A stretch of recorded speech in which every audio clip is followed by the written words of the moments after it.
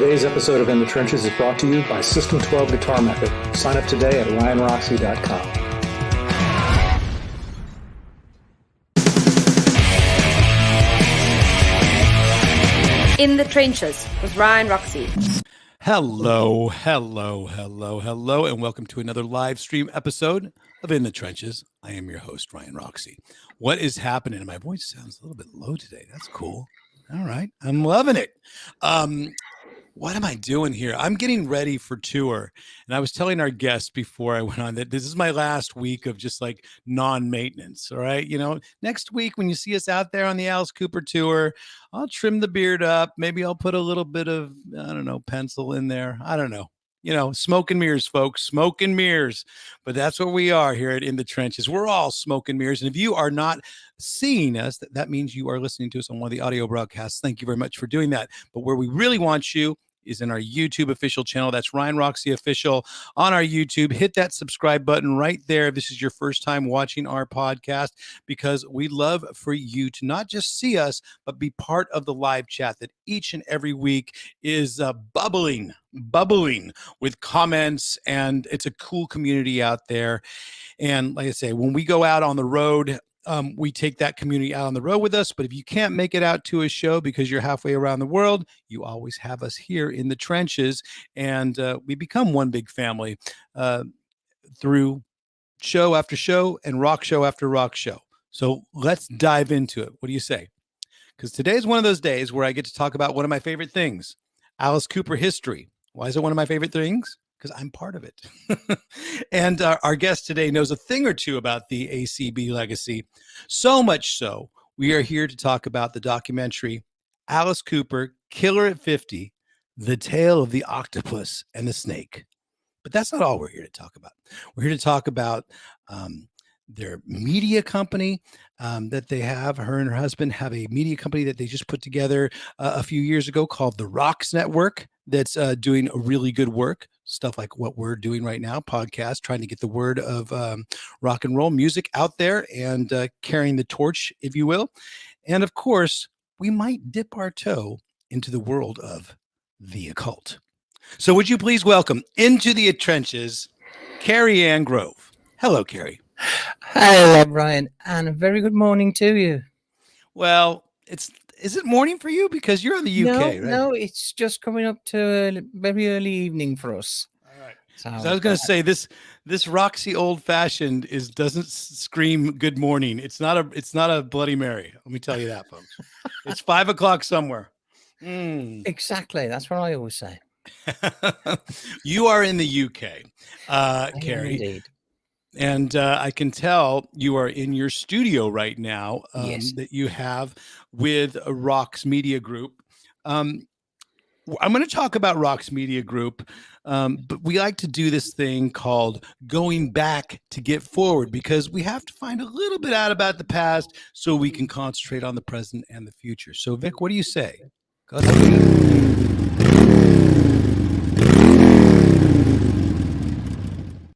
I'm almost professional, and I'm right on it, on the animation and everything. I think I even got cut off because I wasn't expecting to go that quickly going back to get forward. But the fact that you are in the UK, you were born in the West Midlands. So That's right. Explain to me where that is.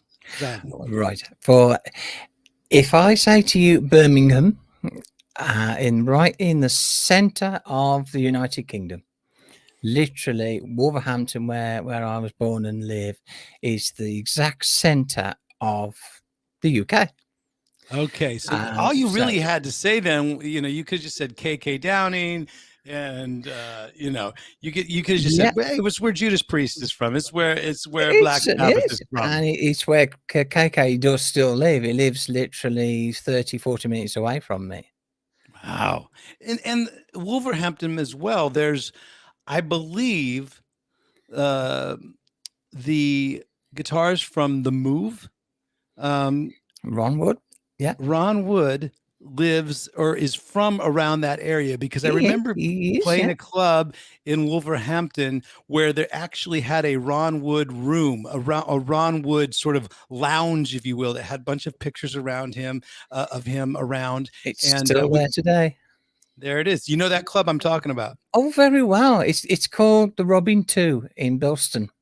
And it's Bilston's sort of part of Wolverhampton. It's a small town that's part of Wolverhampton. And although they're going to really hate me to say that, the Robin 2 is a legendary gig round these here parts, because there was a Robin 1 years ago, and now there's a Robin 2. Yes, his bar's still there where you can sort of go for a drink before gigs. But there's also Noddy Holder's bar inside the venue, because Noddy Holder was the singer with Slade, and he lives down the road from us as well. So it's a potpourri of all the bands I love, all the different type of styles, from heavy to more glam oriented. Is that where you cut your teeth with rock and roll? When did you fall in love with rock and roll and reporting on it and just writing about it? When was it that moment? I do have my elder brother, William, to thank for that. As a small child, I was your typical small child into pop, and whatever was in the charts at the time was Flavour of the Month, as far as I was concerned. And then my brother sort of gave an initiation ceremony into the world of rock. He handed me Thin Lizzy, Jailbreak, on vinyl, and sort of handed me as if to say, "The banner is now yours, little one." It was. He was passing the torch. I love it. Because by then he was interested in girls and partying and the geeking out on all the album sleeves and who recorded what where. Wasn't interesting to him anymore. So I inherited his record collection, and then it just snowballed. I just thought, I need to know everything anybody's ever done anywhere, and I need to own it. It must have been pretty cool to be sort of right there in the mecca of many of those bands that you had their records in your brother's collection that you had inherited. They're literally your next door neighbors. Yeah, you'd walk around the shopping precinct of Wolverhampton, and literally walking straight past you would be members of Slade, or you sort of half look as if to say, "No, it can't be," but it was. Well, it sounds so much more scholarly these days to say historian, but would you consider yourself a rock historian at this point? I've become one over the years. Yes, I was enthusiast was what I would have called myself before, but over the years, I suppose I have now become an historian. Yeah, because all that knowledge is still bouncing around in there. If you had a globe and you called yourself an historian, you get all these accolades and credit. But if you just have a Thin Lizzy album that's original pressing and you say you're a rock historian, maybe you don't get as much. But you should. We should have a university of classic rock, and maybe perhaps you will be an honorary dean there. What do you say? I do totally agree. So much of the history of rock has become watered down, and sort of we get Chinese whispers these days, and it's not really people don't necessarily remember what it was like back then, whereas people of a certain age group do remember what these bands were like, what the scene was like, what the venues were like, and it's people like myself and Rox and other organizations like us that, yes, we do promote new bands, especially ones coming from the area. That's but great. We also make sure that the history is still very much remembered. Exactly. We were part of the Home of Metal scene, which was a celebration a few years ago, which celebrated literally the birthplace of heavy metal, which was the Black Country in Birmingham. Nice. And it wasn't just the album covers and the albums No. themselves that were inspiring you. It was some of the people. And we were lucky enough to have journalist Mick Wall on recently on the podcast on In the Trenches. And if anybody out there is listening and wants to check out our episode of Mick Wall in the Trenches, there he is, folks. But wait a second, he does not like to show himself pictures of him being shaved, Vic. Why did you put up a shaved picture? He likes him like when he has a little bit of scruff. All right. I hope he doesn't see it. You know what, Mick? Sorry. That was Vic's fault. He put up an unshaven photo of you. But guess what? Shaven or unshaven? I mean, I'm unshaven right now. It doesn't matter. The thing is, was Mick Wall one of those influences that perhaps inspired you to follow in the footsteps, become a rock historian? Without a doubt. I was around at the time when Sounds magazine and sort of evolved into Kerrang as we know and love it these days. And we had writers like Mick, like Malcolm Dome, God rest his soul, who died a couple of years ago now, and Crusher Jewel, and the photographers at the time had a way of capturing the moment instead of doing a photo shoot where the background's carefully chosen and everything's just so for the media. It was very much, let's do a photograph of Ozzy Osbourne in a dress on the toilet, because he would. He definitely would. And I remember that photo. Vic, do you have that photo? Yeah. I know right now. I can picture, even though I can't see him, he's scrambling the internet to get a picture of that right now. But I'm sure we'll get it in a couple minutes when we're not talking about Ozzy Osbourne. If you can't find it, I'd be very surprised. That's funny. It was that wild and crazy rock and roll way of reporting, of catching the bands right there and then in all the craziness that was going on. And it made it sound so exciting. And so I want to be a musician. I want that. I want to do that. And did you ever play? Are you a player a bit? You play guitar, right? I play guitar, keyboards, a bass, and I sing. Still quite badly these days, but nice explorer right there, boy. I like that one. That was at sort of sequel to the Home of Metal, which was a celebration of Black Sabbath, because it marked their anniversary of 50 years. Then you should have had an SG. What are you talking about? That's Tony's guitar, did, right? Well, some young lad had got the SG, and I thought, well, I'll be gracious about it. It's in the family. It's in the Gibson family. It's one of the big six. And I must confess, I do prefer Explorers. No. I just find them. I find them easy to I call it the Gibson Big Six. I say the creme de la creme is the Les Paul. Then the Les Paul's brother is the SG. The Les Paul's grandfather, actually, I believe, is the 335. Yeah, that's three of them. And then we have kind of the new kids on the block, which we have the Flying V and the Explorer, which are very closely related, came out in the same year. And then the Firebird. So that's what I call the Gibson Big Six. And I'm glad you represented one of them. At one point, though, one of these bands that you were talking about that was running around, and Mick Wall and others were capturing the crazy rock and roll antics and moments of them, was obviously my boss, Alice Cooper. And he obviously had some sort of a strong impact on you, influence on you. Do you remember your first sort of taste of Alice Cooper? Yeah. The first sort of the album that I mean, we were getting a lot of American rock through the UK during the 70s. So Alice Cooper, of course, had appeared on Top of the Pops, which was the music program in Britain. We didn't get out much, and so we were very aware of Alice Cooper's music. But Britain at the time was very single centric, so they were so concentrating on singles, and unless it happened to really hit big, we didn't get a chance to hear the new Alice Cooper songs. So it was very much a case of we need to get the albums.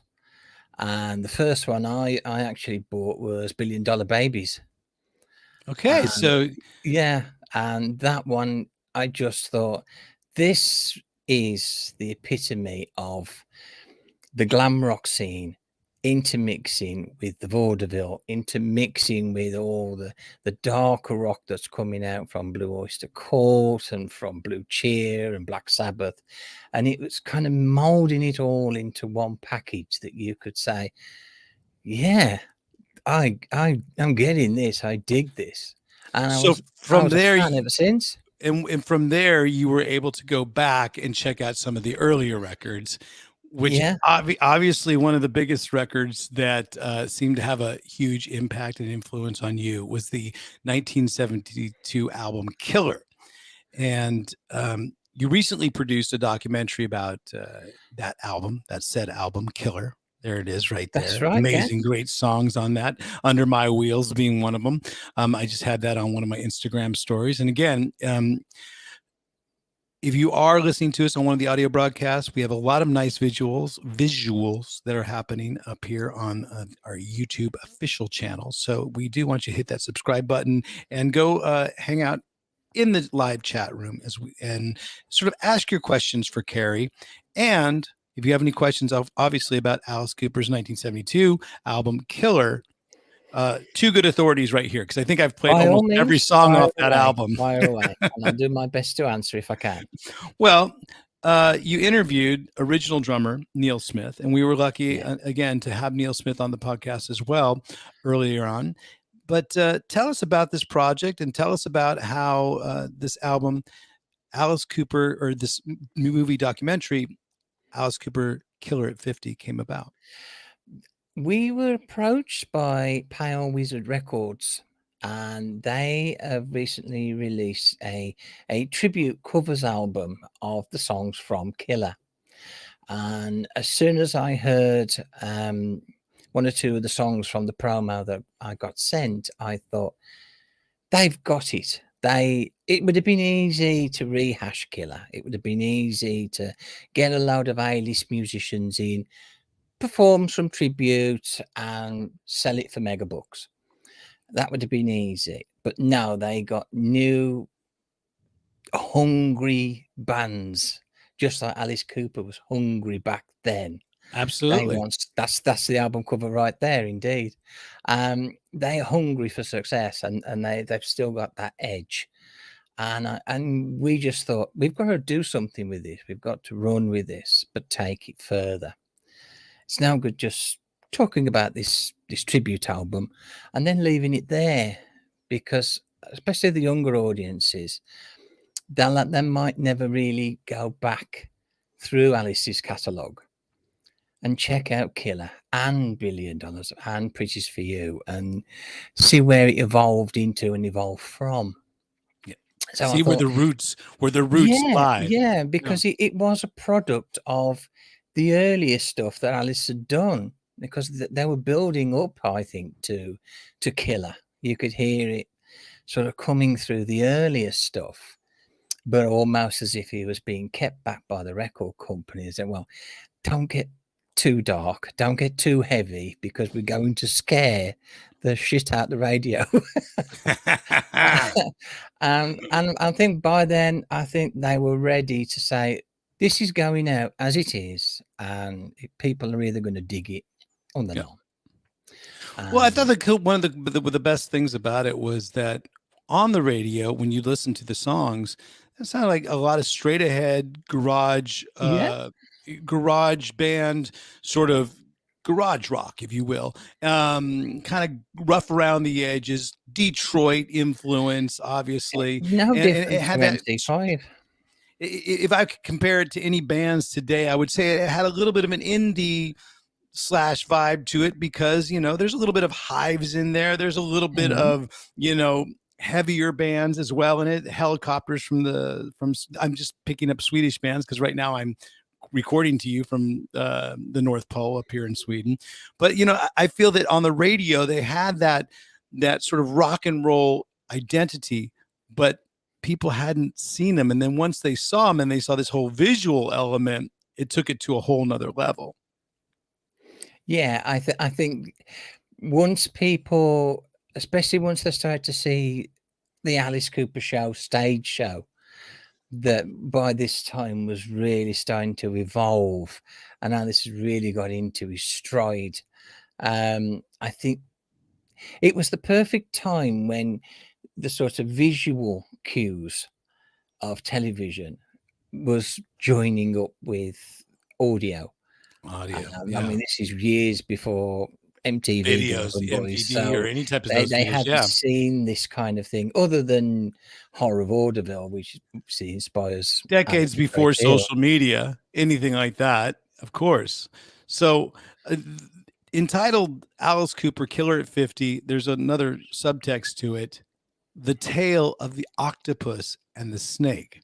Now, Right. because you got Neil Smith to be involved, I can only imagine that the octopus might have something to do with Neil Smith, because I know that Bob Ezrin has referred to Neil Smith as what it would be like if an octopus played drums.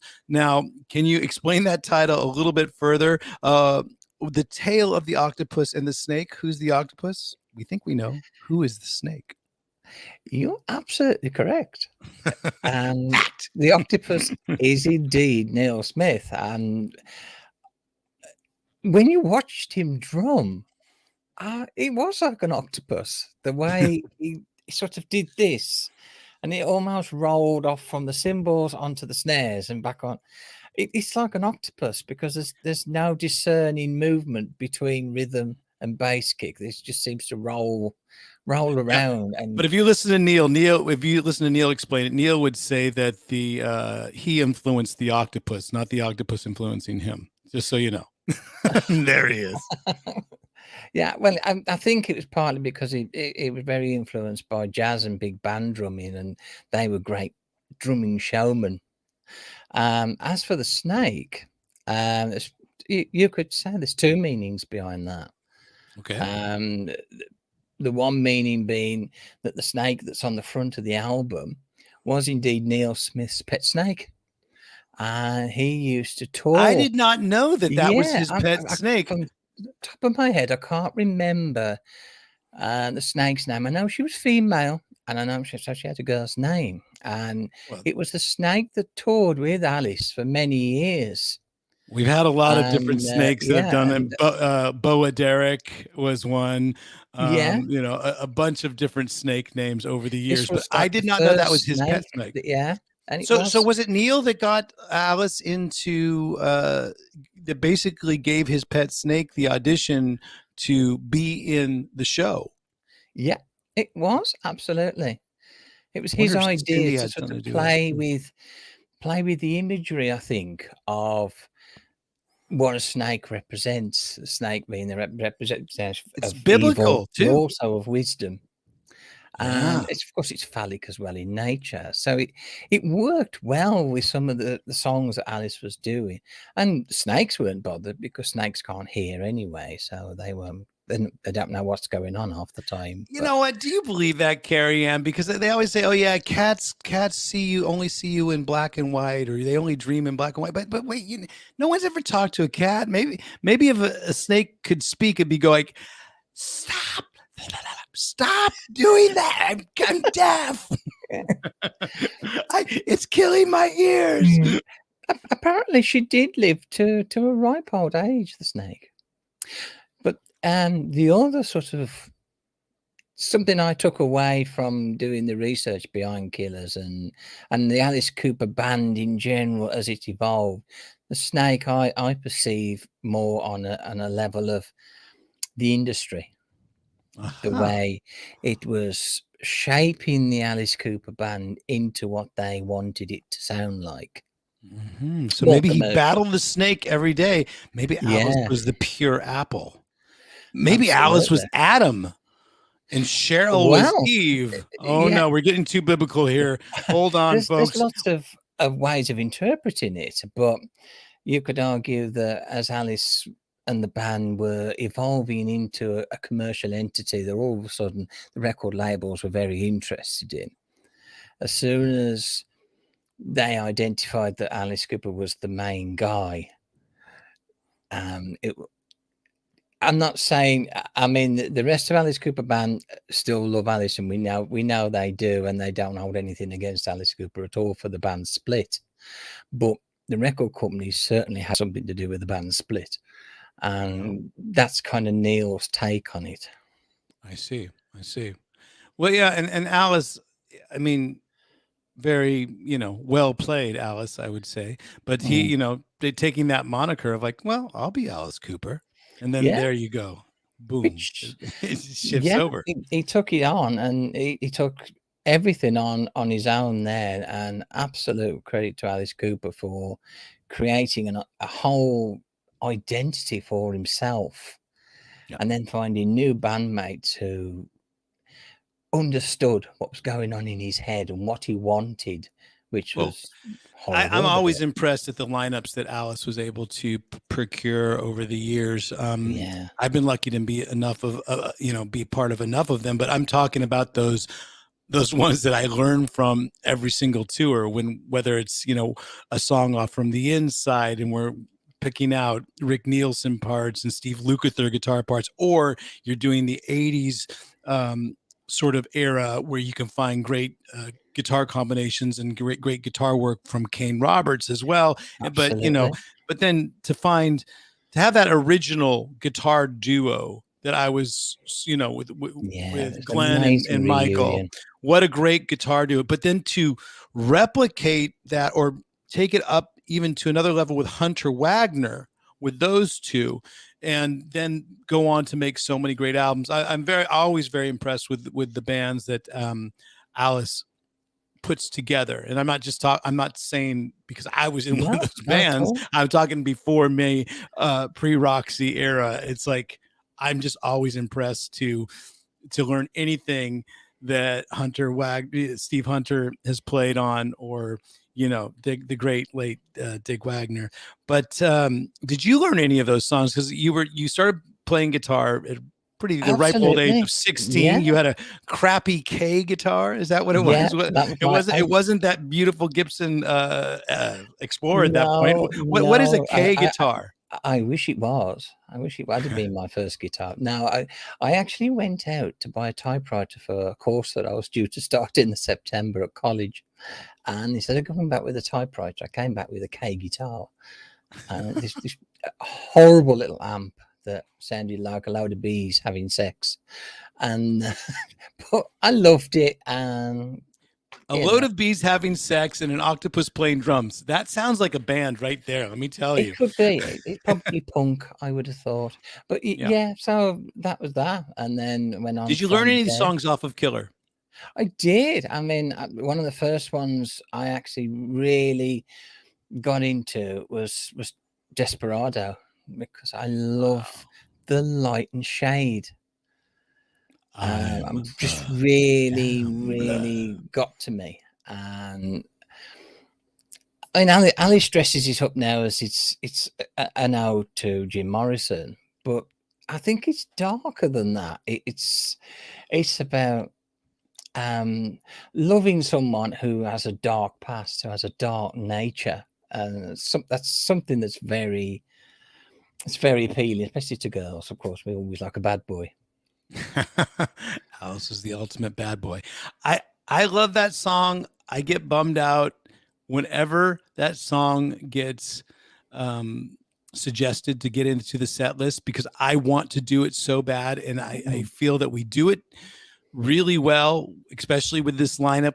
We get 3 guitars to sort of disperse the parts, but then we do it 1 or 2 times, and because Alice he's so much into a crowd response, that's more of a song that the crowd takes in on a stage song. It's not that they're giving out, because it's more of a type of a dark, like you said, moody type of weird type of Western, spaghetti Western, macabre type of vibe. And the few times that we've done it, that we say, hey, let's do Desperado. And House will go to the store during the day and he'll buy the big, cowboy hat. And he'll go with Cheryl, they'll go out shopping. He'll come back with these props. He'll come back with this big, Smith & Wesson 45 sort of thing. He's like, all right, I got the production ready for this song. We'll do it twice. And like, don't think the crowd really got into it that much. Let's do Lost in America. It's a more, I suppose it could completely stall the show when you play it, because people then start to think, well, what's it mean? What's it about?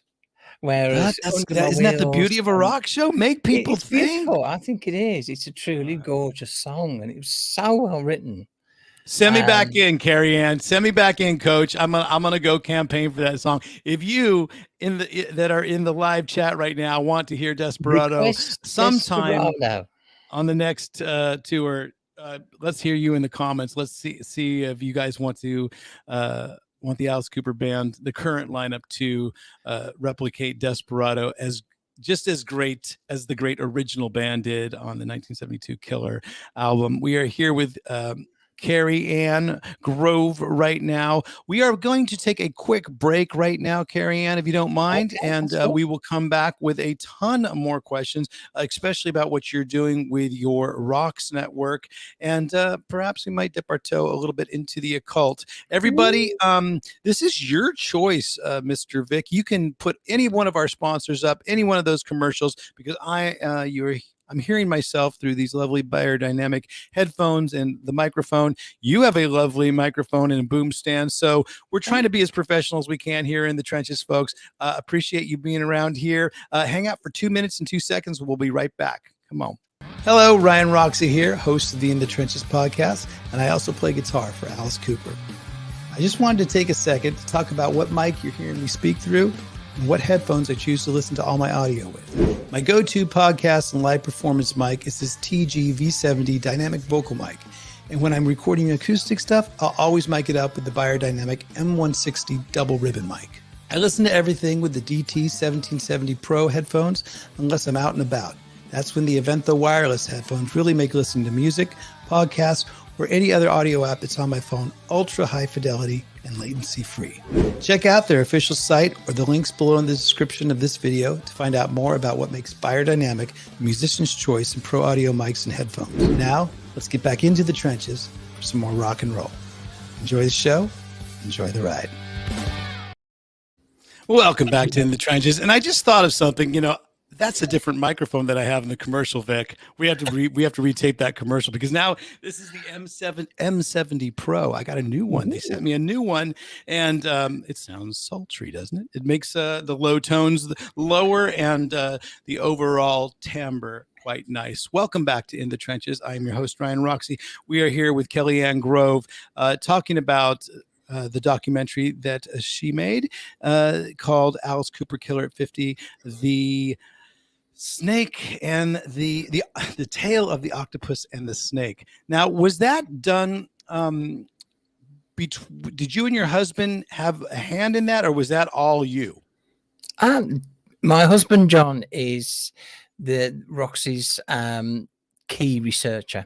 That is really lovely. That was our wedding day. John is an avid researcher. If I send him on a mission to find out about things, he's like a dog with a bone, and he will dig and he will dig and he will dig until he finds things that we want to put on, or he'll find interesting facts. He also does a lot of the song selections for Rock's Radio, because I'm more the historian for the classic rock up to 80s. Whereas John's very much what's now. He's very much into thrash finding metal, out the new band, metal, and and he can bring in the extreme elements for his show, which is Metal Madness. So I heard that we bounce off each other. Now, does he call you Roxy, or do you have the nickname of Roxy? Who calls you Roxy? What is that? Because I was told that. Yeah. Roxy came about because when we first set up Rock's Network, we used to go out and do interviews with different people, and we regularly talk to a vocalist called Kim Izzard, and she's a solo vocalist from West Midlands, and we've got to know her well over the years. And she started the nickname. She said, "Oh, well, you're from Rox, so I'll call you Roxy from now on." And it just, how things just stick. And I thought, well, with the name Roxy. Roxy, I know exactly how things stick. I'm the one that invented that for myself many, many years ago, and I'm hoping that it would stick because it kind of, for me, it just seemed like a nice abbreviation of my full born given name that has way more syllables and way more letters into it. But with the Rox interview series that you're doing now currently with you and your husband, what is your unique approach that you have? Perhaps it is because your husband's into the heavier stuff, you're into more classic rock and newer stuff. But like, what is that unique approach that you guys bring to the table? What we do, we tend to have team meetings because we've also got a lady who's very much into 60s, so she can bring in the real sort of roots of rock and Americana and blues, and we identify stuff that needs telling. It's a story that needs talking about, and then we take it from there. And John will do the investigation and find out what's going on and who's behind it all and find the relevant links for me. And then we'll start putting it together.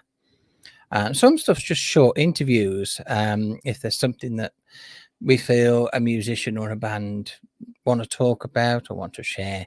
I mean, I was talking to KK. I did an interview with KK down in the other week because it's not in the best of places at the moment with Judas Priest, but that's another matter. Of course. But, we do stuff like that as well, but sometimes we like to really go in in depth. Now, when I had KK on, and we can maybe compare notes here on interviews and stuff, I was sort of preparing myself for a lot of priest bashing, a lot of bad blood. I did not get that with my interview. No. Maybe I wasn't because I wasn't looking for it, but maybe because it's truly not there. And all it would truly take is a little bit of communication, a little bit of good old communication. Because we just had Richie Faulkner, who kind of, the other day when he was on the podcast said, you know what, if I just step outside the picture of everything, I think these two parties could work it out, without having to, or maybe I could help be a bit of an ambassador or sort of a diplomat in that sense. But it doesn't seem like it's that far away from something resolving. I don't know. It certainly could be. It certainly could be. From what KK has told me on and off the record, yes, he's got no beef with Judas Priest as such. He's just a little hurt that he's wasn't asked to be back as part of the anniversary celebrations, and but he's got his own band now, KK Priest, and they are damn fine, I have to say. And who knows? Even how it's like in rock and roll, nothing's ever set in stone. So we could well see a reunion. We could well see one. It's like David Lee Roth. I don't know why I'm quoting myself. A lot of David Lee Roth quotes these lately, but I just saw last night that he said, I'm doing a couple of years ago. He said, I'm announcing my final tour, and it's going to be called David Lee Roth, the final tour until it isn't. And that it is, right? You're right. We'll do a final tour until next year. You produce a weekly radio show on Rock's radio station as well. What's the story there? Again, because we like to.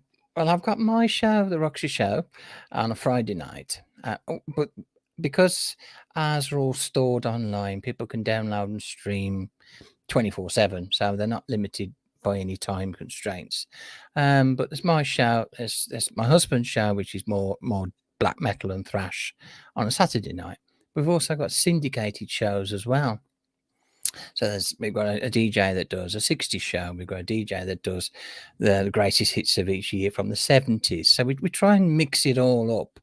Maybe there's a little home for, I don't know, Vic. I'm listening to this, and maybe you're backstage listening to this as well. Maybe there's a little home for us for a little bit of in the trenches. I'm not sure. Absolutely, yeah. There you go. You heard it here first. Maybe it's a scoop. I don't know. That And is there's one of the the picture photos. of Ozzy Osbourne. He's not in a wedding dress, though, Vic. The one with Ozzy Osbourne and Motley Crue in the toilets. Yeah, that one. Vic just Googled Ozzy Osbourne toilet, and that was the first one that came up. Yeah. All right, Vic, how is that going to get us on the Rocks radio if we don't get the one with the wedding, in the wedding dress? We got to have that. So speaking of photos and that eloquent photo that Vic just posted up right there. There you go. There's Alice Cooper and Boa Derek on the cover of Rocks magazine. Look at this. Rocks Media is everywhere.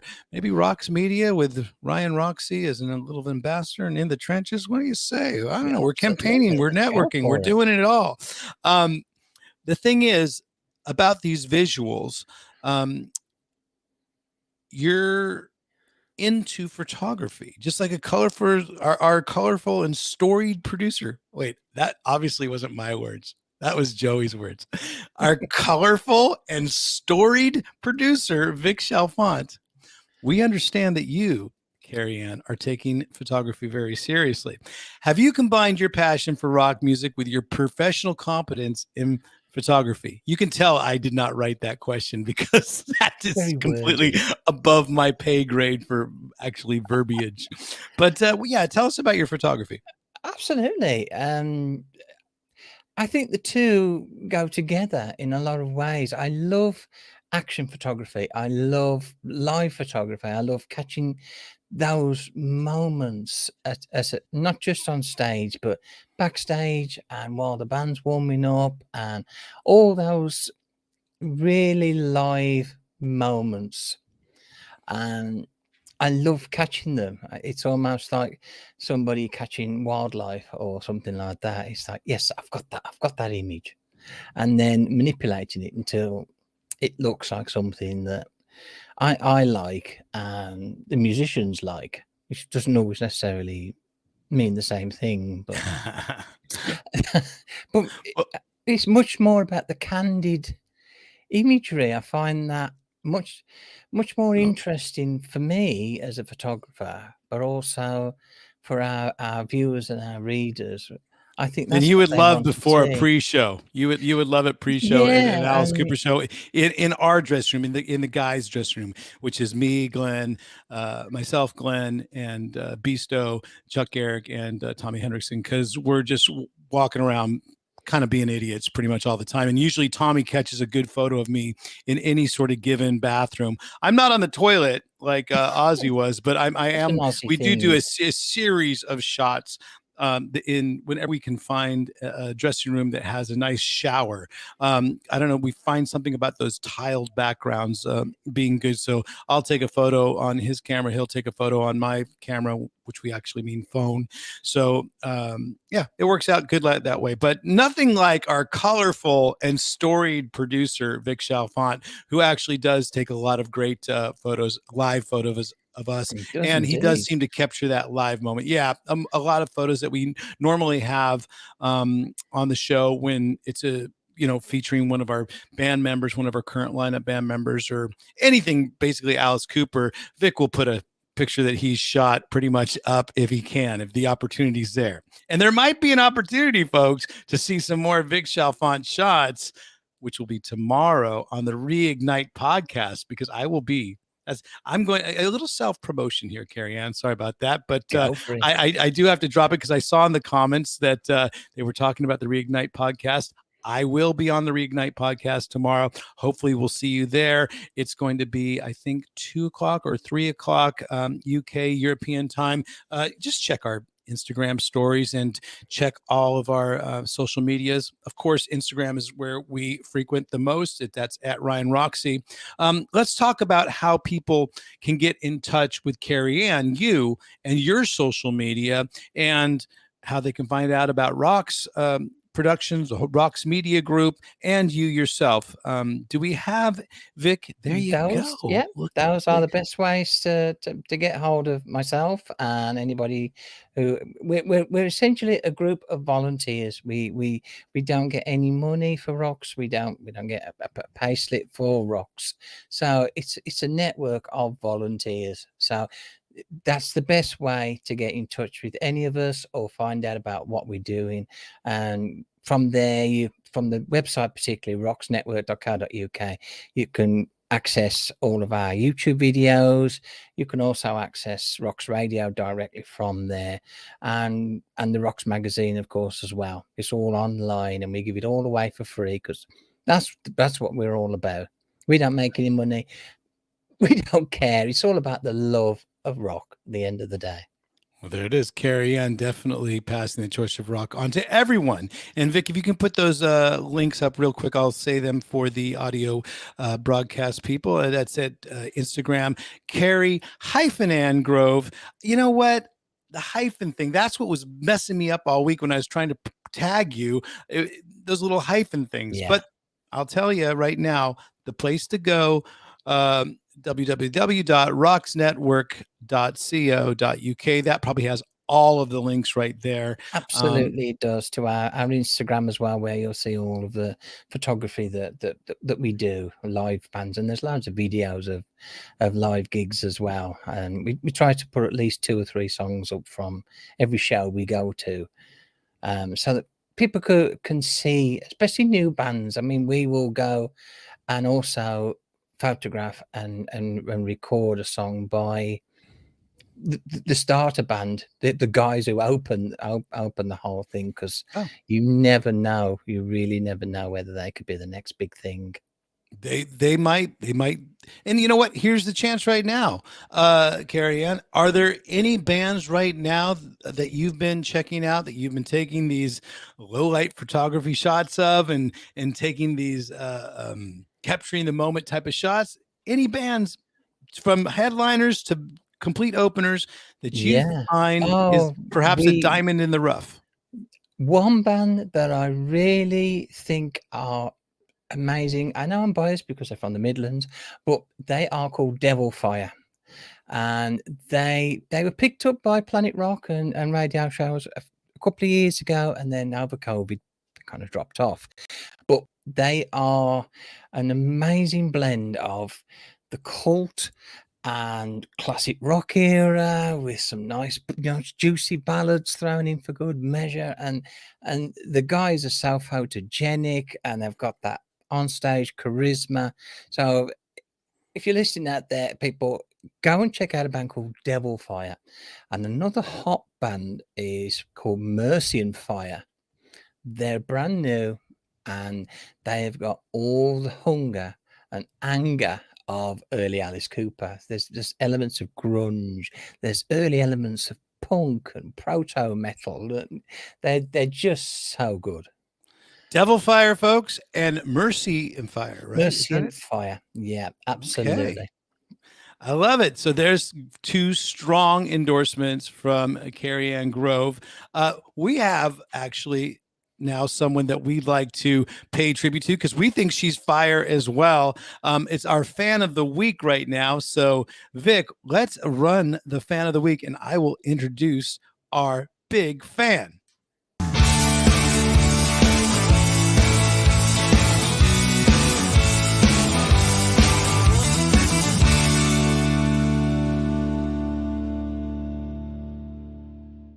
Here at In the Trenches, we are always about laying it out for the fans, and Ashley O'Neill is our fan of the week. Every single week, she's been supportive. She's been gracious. She's always there. We see her at the shows. She's coming to 2 shows on 2 different continents on this next Alice Cooper run that we embark on next week. So thank you very much, Ashley O'Neill. You are our fan of the week. And if you are interested on being a fan of the week, all you have to do is support what we do, spread it to all your friends, and get everybody to hit that subscribe button, which I never can point to the right direction, but it's a subscribe button somewhere down there. And just hit that subscribe button, or get a friend to do it. And Another way to show your support and to be eligible to be a fan of the week is to support the Rocks Network and CARRIE-ANNE Grove and her husband, what they're doing together. And you know what? Go check out Devil Fire and tell them that CARRIE-ANNE and In the Trenches podcast sent you. How about that? Fantastic. And Mercy and Grove. How about that? And as well, now it's time to go a little bit. Well, actually, you know what? Should we ask a fan of the week? Should we let the people speak? Because we just had the fan of the week. Yeah, it's time for you people to speak. It's time for you people to ask a question for CARRIE-ANNE Grove. What do you say? Fire away.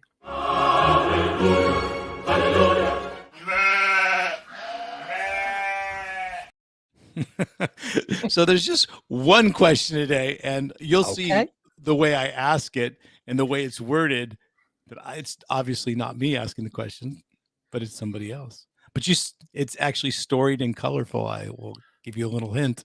You say that on your website that the 80s rock and metal is your favorite and your specialty. But how would you compare music quality of the 80s versus the 70s? Or is the quality a bad word to use it when it comes to music? Fantastic question. Thank you so much for asking. That is a really good question. That is actually from Joey, our one of our amazing sort of Svengalis that pulls a lot of the strings and helps us get a lot of the great artists. Very astute question. It is indeed. The 70s and 80s sound and production values were very different, I feel. The 70s was all about catching that raw sound in the studio. 4 or 5 guys playing live, recording live, and then having the odd echo or reverb later added on and some compressor for warmth. The 80s was very much the era of the producer.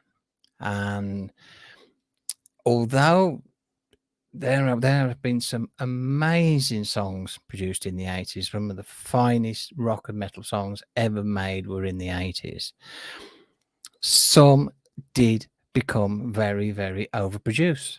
And I'm sure Alice Cooper would agree that once he started getting pushed down the route of Poison and Bed of Nails, and there must have been quite a struggle at the time for him to keep the raw rock and roll edge of his music and his lyrics when you've got producers and sound engineers going, let's add a bit more synth. Let's add a little bit more soft.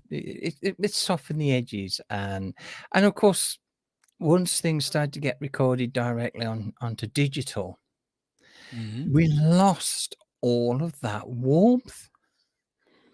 They had to add the warmth on using technology from the studio when they had it in the first place just by recording on analog. By the take, yeah, and the vibe.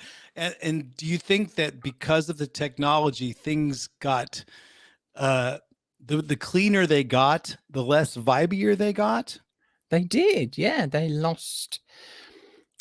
That was, of course, the era of the power ballad, and yeah, which I love a lot of power ballads. I am Winger's #1 fan. I am honoured and part-time ashamed to say, but I just love Winger. But they've done some power ballads that they now hate themselves because they're. You were probably only 17 when you first fell in love with him, though.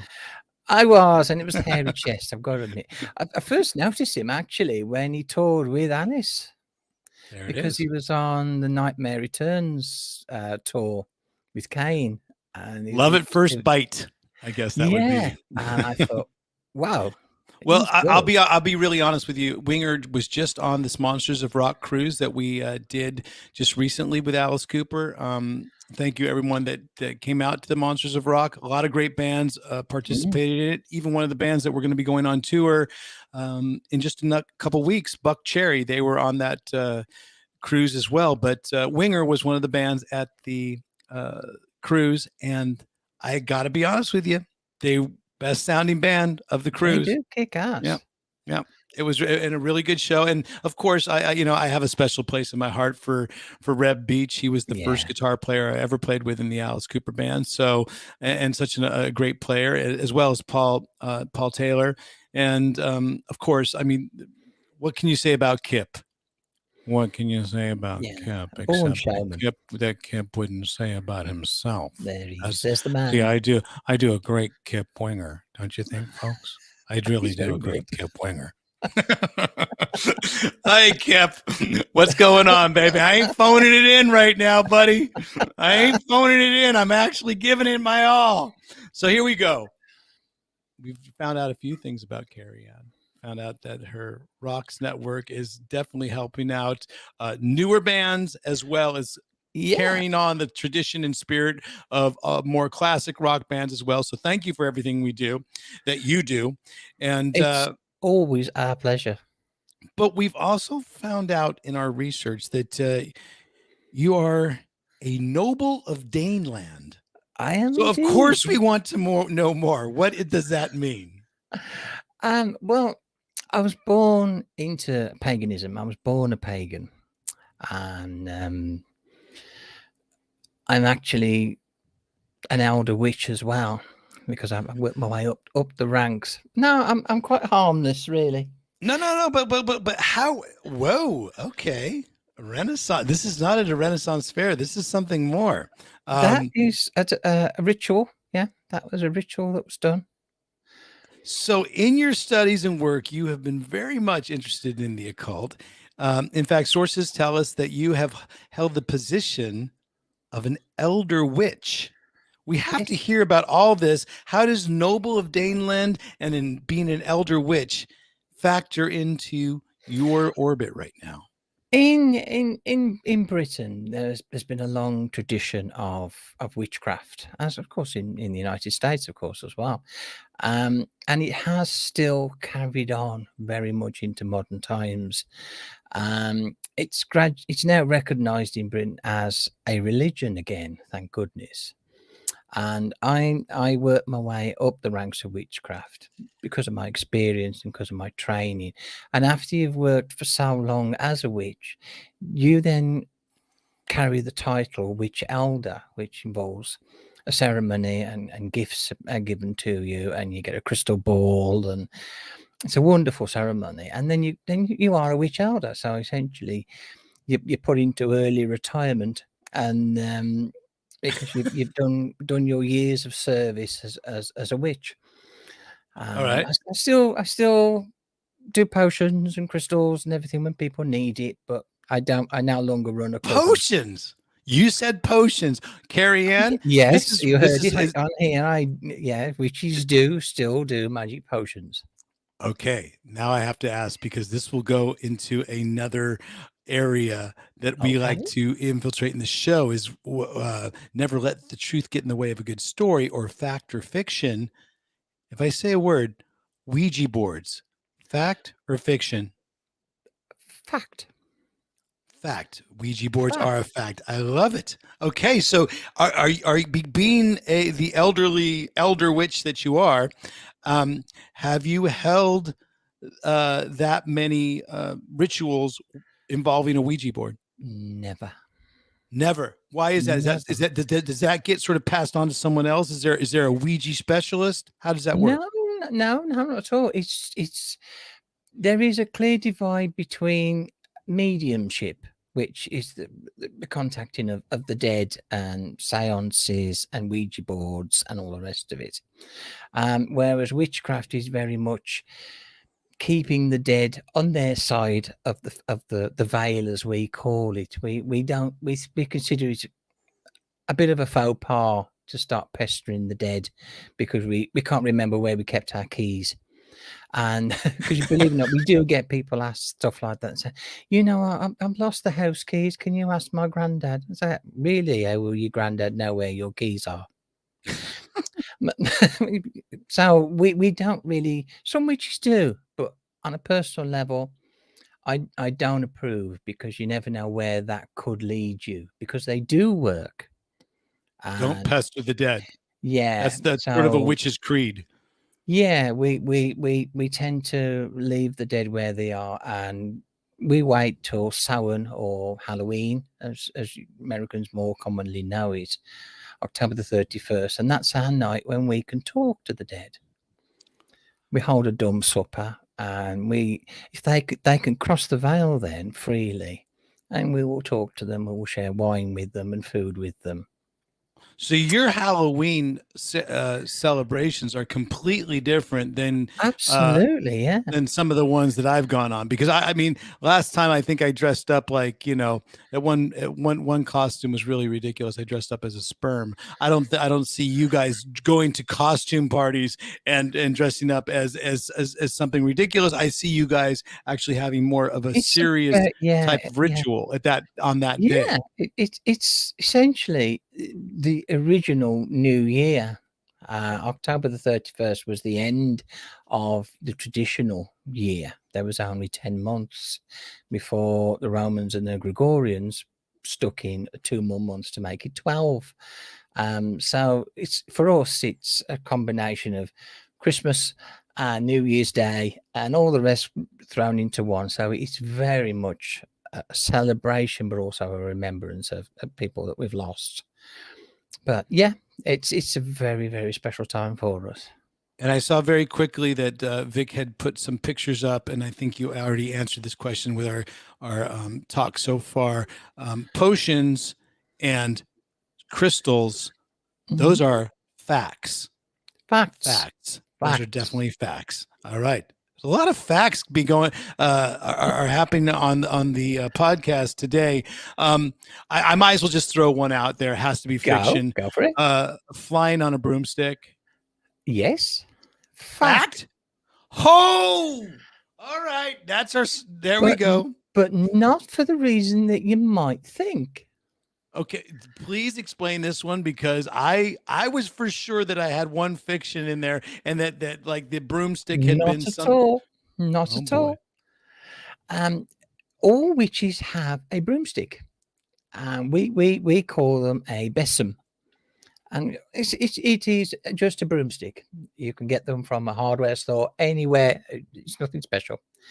We then give it a name and we dress it up. We put ribbons around them, and it becomes very much part of who you are in life. It's always by the front door, and it faces down if you want visitors, and you face it up if you basically want to tell someone to go and do one. No, they're not welcome. But in the old times, have you heard of something called flying ointment? A flying We're going ointment. back into the land of potions here. Okay. Flying ointment was an ancient cream that witches used to make, and it was deadly. Absolutely toxic as hell. And it used to cause hallucinations, and it used to make them highly sexually aroused, and the blood pressure goes up. And this cream, they used to rub on the broomstick and then ride the broomstick. That was their experience of how they rode the broomstick. Let's keep it under 18s. And because they were hallucinating like hell. I mean, it's the sensation is a mixture of 72 vodkas and magic mushrooms. So for all intents and purposes, they really do believe that they're flying, and they hallucinate. And then when they wake up the next morning, they swear blind they've met in a woodland and kissed the devil's ass, and all kinds of weird, wonderful stories come out of all the things that they did during the night as they desperately try and sober up. You've heard the term diamonds are a girl's best friend. Broomsticks are a witch's best friend. They certainly were in the old days, yes. Now, I guess the broomstick would be today's equivalent would be either a rabbit or a fleshlight, I guess. That's where the idea came from, pretty much. Yeah. Now, with this, knowing that you were born into paganism and you are an elder witch, does your husband did that make him a wizard by proxy, or would that just, or is he like part of the Addams family where they'd have the one cousin that didn't appear to be part of the Addams family, or Not at all. No, we don't use the term wizard. Okay, so he's not a wizard. No, that's very Harry Potter. Okay, well, it's also a great band too. A witch is a witch, so men are male witches. And when I met my husband to be back then, he was so intrigued with witchcraft. He says, I want to learn. I want to be a witch. I want to marry you as a witch. I said, great. That's right. I'll teach you. And he's now a 3rd degree. He's a high priest. And because he's being John, he studied. Now, when you say 3rd degree, now how many degrees are there to get there are to 5? Okay. And it has nothing to do with like belts or anything like that. You don't get a different color belt like you would in martial arts, or No, do you? it's you're probably seeing the pentagram. Yeah, well, I saw actually, if we go back to that photo that you had of you and your husband, you actually were wearing one. Yeah, that's right. The pentagram is very symbolic of your rank at the time. When I wore that, I was a 1st degree. So it's a standard pentagram like that. That means I'm a 1st degree witch. So if I see witches higher ranking than myself, I should bow or curtsy or at least show my respect. Then you get the 2nd degree where the pentagram's turned upside down. And that's the common one you see in black metal bands or Motley Crue. Yeah. But which a lot of people would say is the symbol of Baphomet and things like that. But it's not at all. It refers to your learning, your education in witchcraft originally. And then when you get your 3rd degree, there's a little triangle that kind of sits on top of the pentagram, which then says, I'm a 3rd degree. I'm a high priest, or I'm a high priestess. So I'm the boss of a coven.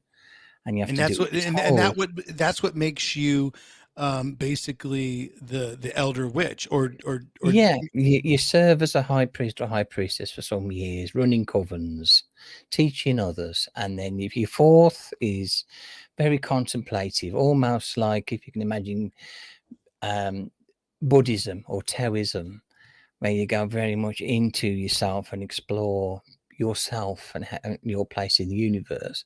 And the 5th is just a recognition of your retirement. Aha. So you have a pension. I wish. Yeah, I wish I had a pension for being a witch. So one thing we have proven, we had so many facts here that I myself was like thinking, of course that's good. She's going to say a broom is a fiction, but the one thing I'm glad we did clear up: wizards, fiction, completely fiction. Thank you. There you go. Yeah. Thank you for educating me on all this stuff. I'm very interested in it, and it's been just as entertaining as talking about the documentary, Alice Cooper, Killer at 50, the tale between the octopus and the snake album. Now, the one thing that, if we can go back to that picture that you had the pentagram on, I will say there is some sort of corollary that I can see, because here in Sweden, there's a paganism type of ritual called midsummer. And, and everybody wears, or a lot of the females wear the sort of headband that you see. What does that signify? Generally speaking, you will wear one of those when you are a maiden. Usually the young girls of the villages will wear those to signify that they are available for marriage, essentially, which I was on the day. I was far from a maiden, but we won't go into that. But essentially, I was available for the day to be married to my future husband. So the flowers was maiden flowers. So That's where it comes from. So usually summer is the common time for weddings. So maidens generally put the flowers on to say, I'm interested in getting a husband. And then the men usually run like hell. I think your whole story of not being a maiden at that day was probably, at an Iron Maiden concert years before, literally. Literally. CARRIE-ANNE, I love the fact that we've been able to talk about so many things across the board. I brought it up a little bit as a, let me just dip our toe into it. And then at the very end, I'm like, and I can see in our live chat audience, they're very, very interested as well. Now, is that your cat, or is that's our cat? That's my witch's familiar, which is another fact. What witches have black cat? Do have a familiar. What now? A familiar is essentially it's what a witch talks to. It can be a cat or a rat or an eagle or an owl or anything that they feel drawn to. Usually a black cat. You've seen Sabrina the Teenage Witch. I'm sure it's a big show. Yeah, she talks to the cat Salem. Very true. We do talk to the cats. You know what? I might be a witch. I talked to my gray cat Cindy, and I'm going to post something in just a couple minutes of how I am a witch. Is that what it is? Nick? I'm a witch now. That's a fact. They are very good listeners, I have to say, cats. I'm telling you, my cat listens to me. My wife says that I talk to my cat way too much, but I mean, she just came back in the house, and we've been having these long conversations. Wow. Okay. It's a lot of things to reevaluate, but you know what? We have up until next week. I have a whole week now to get prepared for this tour as well. Alice Cooper's going back out on tour, folks. And we are going to be playing a lot of the songs off the Killer album, as well as a bunch of other Alice Cooper albums that we know you. And don't forget, girls and boys, Desperado. We want Desperado. If you want to hear that is one of the things. If you want people in the chat, in the comments, in the chat, if you want to hear Desperado on the next part of this year's tour, because we're starting the first leg basically of 2022 right now. We're actually, did we have one already? No, I don't know. I'm so confused now. We've done a little bit of a leg, but now we're going out to do this next leg in the States and Canada. Hopefully we'll see you out there. If you want to hear Desperado, you got to DM me, start following, and basically, you know what? Support CARRIE-ANNE, of course, but let's hear it from you guys if you want to hear Desperado. And up next week, while I will be on the road, we will have a guest. Of course, we will have Stacy David Blades as our guest. There you Very go. cool. That is next week as we have as we will be diving into the trenches. I know he's not a witch. He's a rock and roller. But do you think that a lot of these bands that have that sort of market themselves being, the dark side and occult, do you think that that a lot of them are they're not completely educated the way you are? Or do you think it's more sometimes with some of these bands, it's more of just a way to grab an audience or to shock an audience, or do you feel that a lot of it is the shock value? I mean, don't get me wrong. There are a lot of musicians who are into the occult, and some are acknowledged Satanists, for example. Some do definitely dabble or have dabbled in the past. I mean, Jimmy Page is famous for his avid interest in the occult and the works of Aleister Crowley. So it's always been there. I mean, ever since Robert Johnson, with the whole Crossroads. Yeah, Crossroads. Down at the Crossroads. And ever since then, it's been, if you want to make it big in rock and roll, you've got to go to the Crossroads or a Crossroads. Yeah. And in some ways, maybe it is. Maybe if you want to be a musician, there is a deal that you make with I'm not going to say the devil because that's not really who it is, but you make a deal with the record industry and producers and mixers and editors and With the record snake. labels and You make a deal with the snake, the perhaps. snake, and you just got to make sure you don't get bit in the ass. I got to go talk to my familiar right now. Dude, I got to go talk to my cat's gray. So I mean, a cat is a cat. A cat is a familiar, and she does kind of have an owl face, an owl head. I love it. Oh man.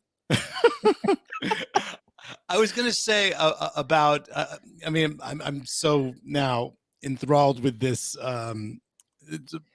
rock and roll and the occult as well. But what was I gonna say about Jimmy Page? Is that yeah? I mean, so many of these bands have. They talk about it, but perhaps they're not as like I said, educated. Like Jimmy Page's interest in Aleister Crowley. Would Aleister Crowley be considered a high priest at that point, or is he even more? He was indeed, yes. Okay. See, so now I've learned about the 3 degrees and the 5 degrees. You don't get a pension if you're a 5th degree witch. No, Sorry. no. You know, maybe you guys should form a union, all you 5th degree witches I'm all out there. for that. I'm absolutely all for a witches union where we do get some kind of pension. But yeah, I mean, at the time, but you're right. A lot of musicians do dabble in it, and sometimes they can get themselves in all sorts of psychological messes because they start getting into Ouija boards and into seances, and once they start dropping a bit of the old paper, then you know, all sorts of things come into their heads. What's dropping the paper? Tell me what that is. A bit of LSD. Ah, that's when it That opens interacts with the psyche. windows. So yeah, so they can imagine they can see all sorts of things, not unlike witches on broomsticks. But which we did find out was a fact, which was on that, which they would put that ointment, which is a potion, folks, on the broomstick, and then they would just fleshlight all the way to Arkansas. Absolutely. And the next thing you know, they wake up in the morning wondering where the hell they've been. But yeah, but then again, you've got just as many rock stars who are Christian. You've got just as many rock stars who are Jewish. Well, that you made a movie about. Yeah. One that you just made a documentary about with Alice Cooper at 50. He's absolutely a dedicated Christian, and I've got a great deal of respect for him for that, because that's his belief system, and it obviously gives him a great deal of strength.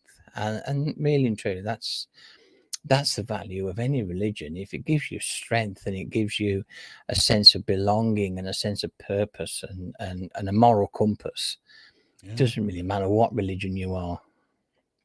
I'm going to look a little bit more favorably on witches from now on because of this talk that we've had, CARRIE-ANNE, because you did actually say that you know, there is a little bit of a moralistic line that you would rather not go over to the other side and disturb the dead, unless it's a Halloween party, which your Halloween parties are completely different than the Halloween parties that I've been. We do abide by a strict code of conduct. There's a lot of things that we just simply won't do.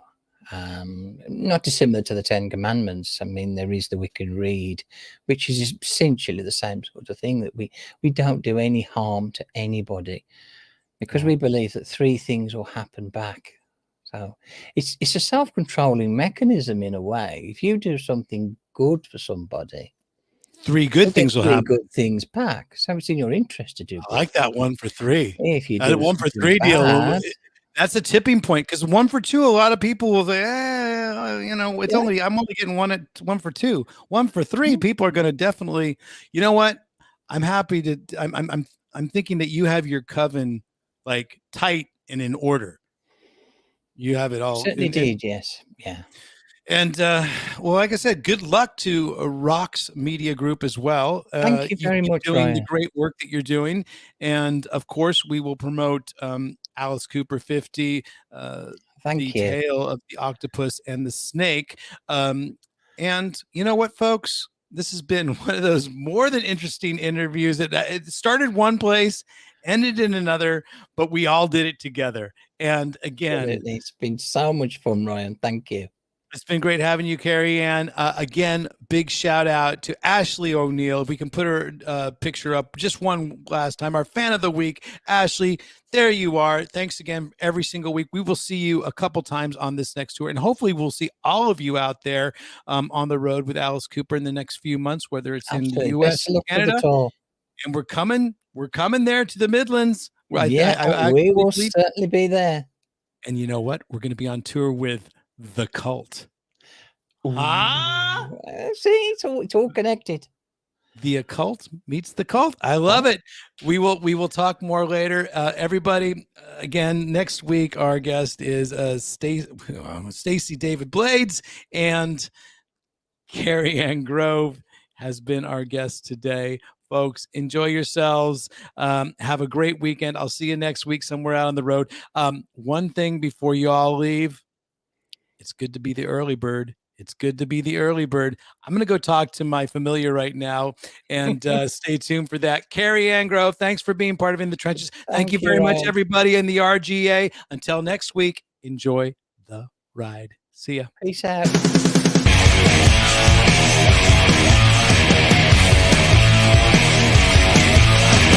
the Trenches with Ryan Roxie.